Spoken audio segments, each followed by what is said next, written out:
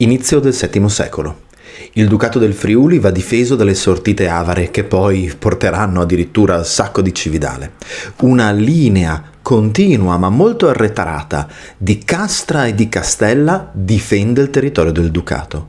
Cosa sono Castra e Castella? Come si possono percepire nello spazio al giorno d'oggi?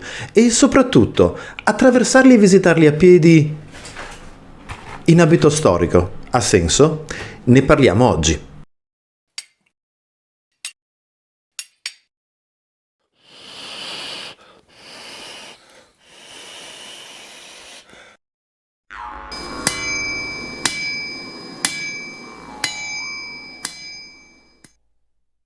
Come sempre, bentornati sul canale, se non vi siete ancora iscritti fatelo, cliccate sulla campanellina, avrete tutti gli aggiornamenti e in descrizione trovate come diventare Patreon e abbonati per supportarci. Se vedete che manca un po' del solito setting, la mia spada, il mio sax, il mio elmo, è semplicemente perché in questi giorni stiamo facendo le nostre didattiche all'interno di alcuni centri estivi e visto il caldo che fa e la poca voglia di trasportare pesi lungo le scale, è tutto ancora pronto per la prossima uscita di domani mattina al centro estivo. Tornerà presto il setting tradizionale.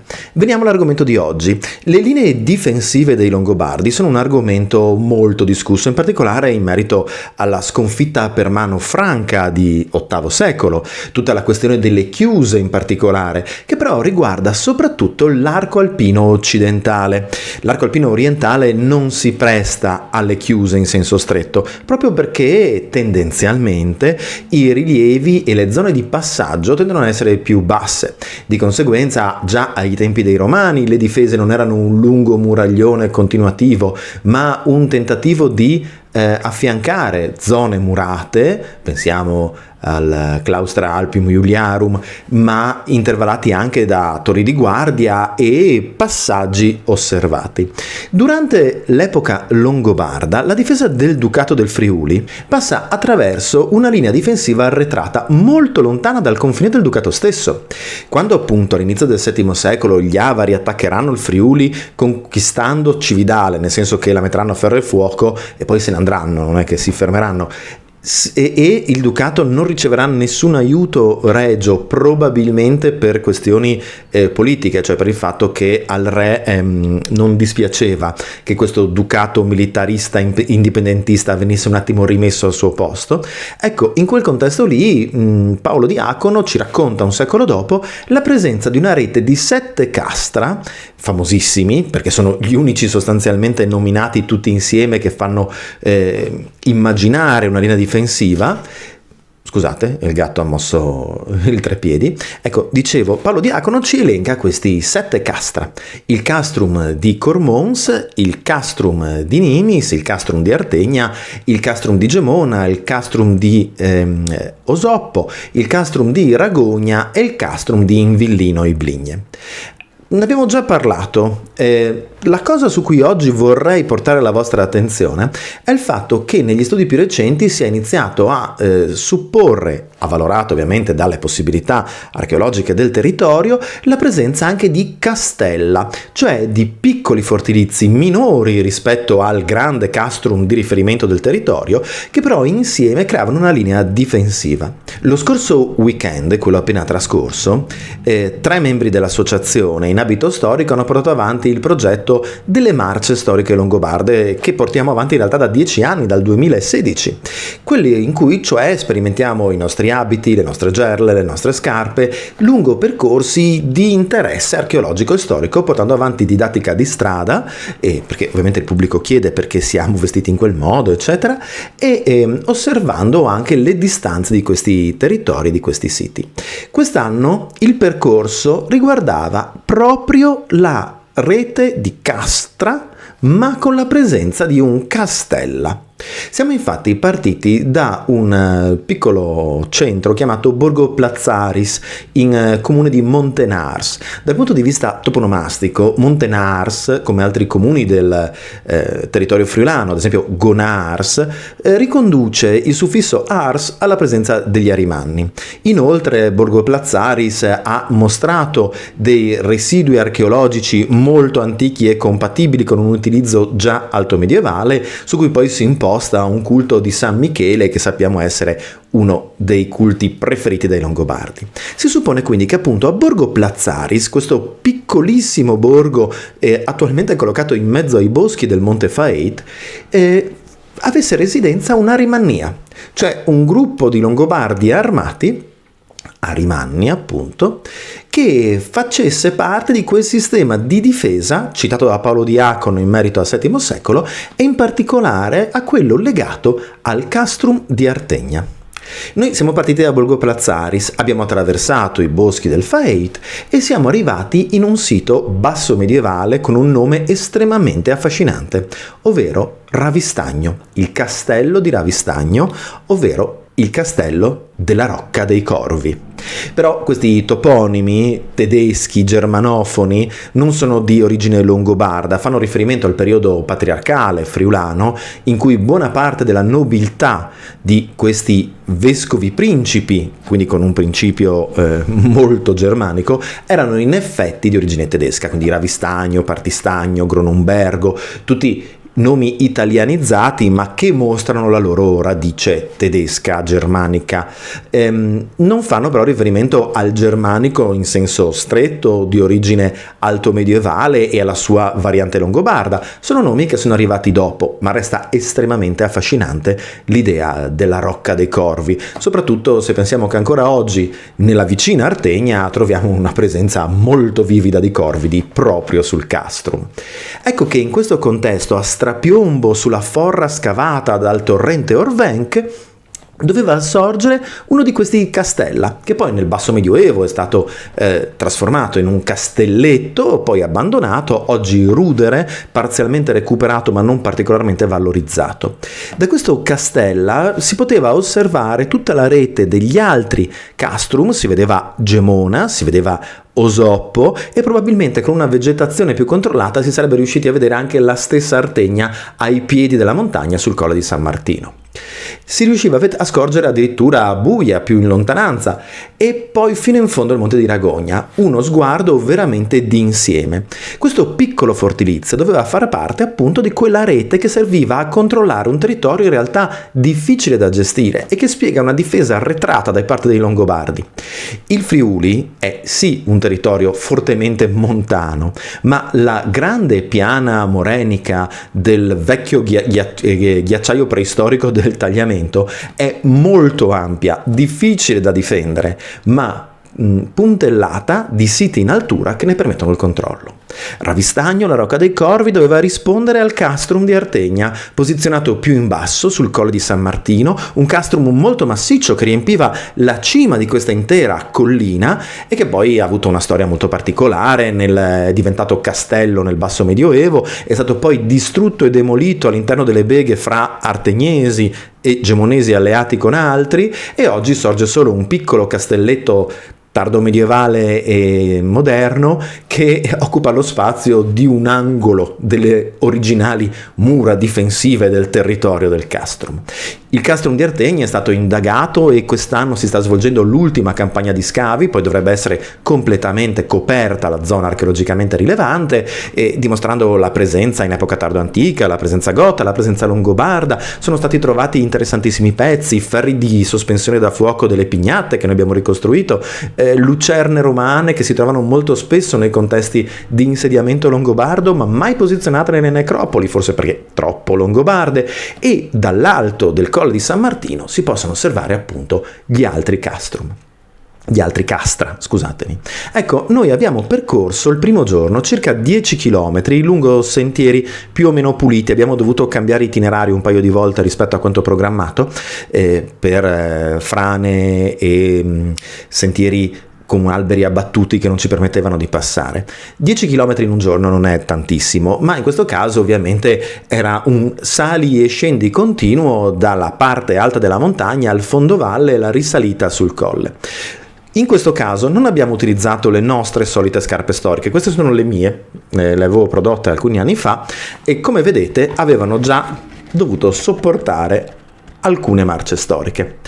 In questo caso, durante il secondo giorno, quello che ci ha fatto raggiungere il colle invece di Osoppo da quello di Artegna, sapendo che avremmo affrontato lunghi tratti asfaltati, perché purtroppo la piana è fortemente antropizzata, abbiamo deciso di optare per sempre questa tipologia, che è quella storicamente più accettabile per le prime generazioni longobarde, ma con un substrato di gomma moderno. Perché? Per un semplice motivo.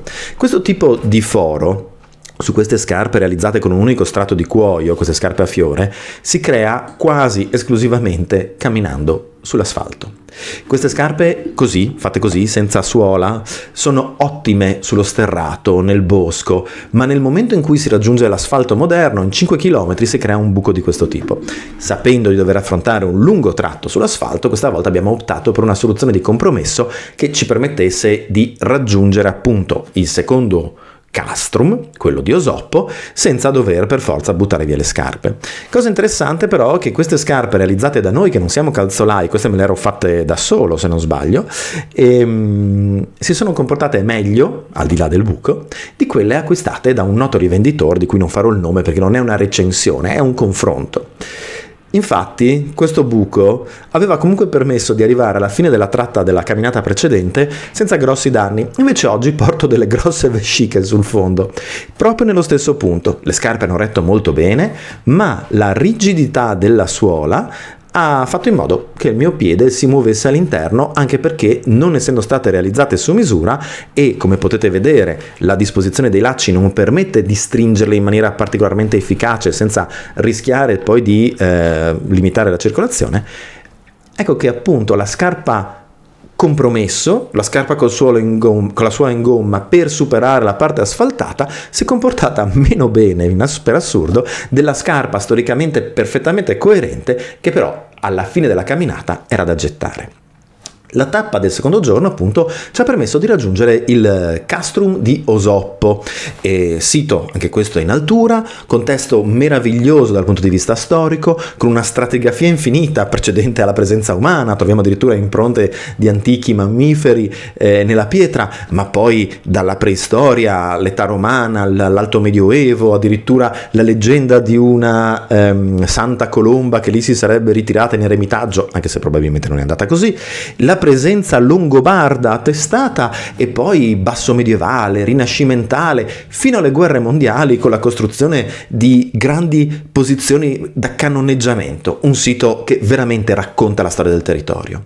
Quello che oggi quindi io vi racconto è la presenza di una linea difensiva alto medievale molto arretrata rispetto al confine reale del ducato. Siamo a qualche decina di chilometri da quella che era la fine orientale del ducato e arretrata lungo l'asse di difesa appunto dell'anfiteatro morenico che caratterizza il Friuli collinare e il suo accesso al Friuli montano e poi alla strada per il Norico.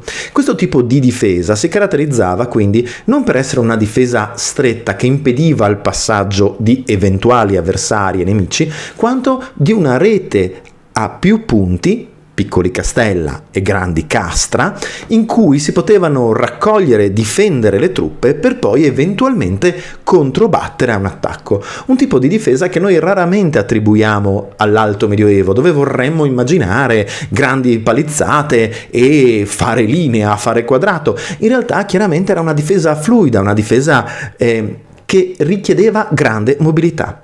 Queste nostre marce storiche servono anche a capire i tempi di spostamento. Noi ovviamente non ci vogliamo fare male, non siamo atleti e prendiamo le cose con relativa calma, ma ad esempio il primo giorno, quei 10 km che ci hanno portato da Borgo Plazzaris al castelletto di Ravistagno e poi al castrum di Artegna, le avremmo potute coprire tranquillamente in 2 ore e mezza, 3. Noi ci abbiamo messo un po' di più anche perché a Fondovalle c'era una gara nazionale di gravel e non volevamo arrivare al castrum, dove poi abbiamo piantato la tenda e abbiamo dormito in mezzo ai ciclisti. Sarebbe stato un po' anacronistico a livello di foto. Ma anche la mattina successiva, ieri, i 10 chilometri nella piana che ci hanno separato da Osoppo, dalla nostra partenza da Artegna, sono stati coperti in poco più di 3 ore e mezza, 4, pur avendo noi dovuto fare degli allungamenti, delle deviazioni per evitare le moderne arterie stradali che probabilmente in buona parte sovrascrivono quelle che c'erano già in uso nell'Alto Medioevo, ma che purtroppo non sono sicure per i pedoni, lo sappiamo benissimo. È interessante capire come quindi questi spostamenti a piedi, al di là della comunicazione visiva che era possibile fra questi castra, perché ovviamente un fuoco acceso a Ravistagno si vedeva nelle immediate vicinanze, ma i grandi castra poi potevano comunicare fra di loro e appoggiarsi a piccoli castella dove la linea visiva fosse interrotta. Pensiamo ad esempio fra Nimis e Artegna, dove la linea visiva non è diretta, doveva esserci sicuramente una posizione intermedia. Ma in ogni caso la gestione del territorio era effettivamente realizzabile anche con lo spostamento a piedi. Voi mi direte, certo, loro avevano i cavalli, sicuramente, asini, quello che vogliamo, ma immaginiamo che spesso chi si occupava della gestione di questi territori, anche solo semplicemente la legna da ardere per le segnalazioni, non erano sicuramente i nobili a cavallo, dovevano essere i piccoli arimanni che si spostavano molto probabilmente a piedi, trasportando nei loro zaini, nelle loro gerle, anche il necessario per la produzione dei segnali luminosi. Noi camminavamo con gerle intorno ai 12-13 kg, abbiamo tentato di stare leggeri questa volta, e non sono state minimamente problematiche, anche in passaggi piuttosto ripidi, piuttosto scoscesi, dove veniva richiesto di passare in una vegetazione abbastanza fitta. Quindi immaginiamo una gestione che per noi moderni sembra poco logica. Ci immaginiamo sempre che ci debba essere un sostituto della macchina, intesa proprio come strumento artificiale moderno, non solo dell'automobile. In realtà molto si poteva fare e molto è fattibile e dimostrabile anche semplicemente con uno sforzo muscolare non particolarmente eccessivo. Di conseguenza, questa linea difensiva era estremamente funzionale in un territorio che in altro modo era indifendibile. C'è un motivo se le grandi invasioni passavano sempre dal Friuli, perché essendo la porta d'Italia, intesa come penisola geografica, non come concetto nazionale, di cui sapete non sono un grande fautore, non solo per l'Italia, è proprio il concetto di Stato-nazione, che trovo un frutto dell'Ottocento, ma come tutti i frutti dell'Ottocento si può andare oltre, cosa dite? Detto ciò, scusate la parentesi, la porta d'Italia era poco difendibile, ma la disposizione di fortilizi in altura collegati fra loro visivamente e anche a distanze percorribili da, chiamiamoli operatori per utilizzare termini anacronistici moderni, contemporanei, ma noi comprensibili, in distanze copribili a piedi in poco tempo, permetteva una gestione del territorio capillare. E certo non si poteva fermare l'avanzata della cavalleria avara, ma ci si poteva riorganizzare e ricacciare i gruppuscoli della cavalleria avara quando si separava per tentare di saccheggiare il territorio. Quindi una visione della difesa molto diversa da un grande muro che separa dall'esterno, quanto più una difesa che tiene a mente le condizioni del territorio, le ottimizza, le porta al massimo e le sfrutta come risorsa contro l'esterno che non conosce, non può conoscere e non ha le vie di comunicazione e di gestione di chi su quel territorio abita. Quindi fateci sapere nei commenti se siete interessati a vedere dei contenuti più simili a quelli della marcia. Io qui ho aggiunto qualche foto, qualche piccolo video, ma noi giriamo normalmente degli shorts in verticale che per il formato poi dei video del lunedì non sono pratici, ma se anche negli approfondimenti del lunedì siete più interessati a qualche parentesi a livello ricostruttivo e sperimentale, fatecelo sapere, perché fino adesso abbiamo tenuto abbastanza separati i due settori. Gli short del weekend sono ricostruttivi, che siano le nostre capanne, che sia la forgia, che siano appunto le marce storiche. Gli approfondimenti del lunedì sono più strettamente narrativi e accademici nella misura in cui posso permettermi di utilizzare questo termine. Se però siete interessati a contenuti ibridi che mischino queste cose, che magari permettano un approfondimento più lungo come quello di oggi, ma dedicato anche a esperienze ricostruttive e di archeologia sperimentale, fatecelo sapere nei commenti e magari proponete anche quali sarebbero gli argomenti che vi piacerebbe di più vedere. Alla prossima e mandi!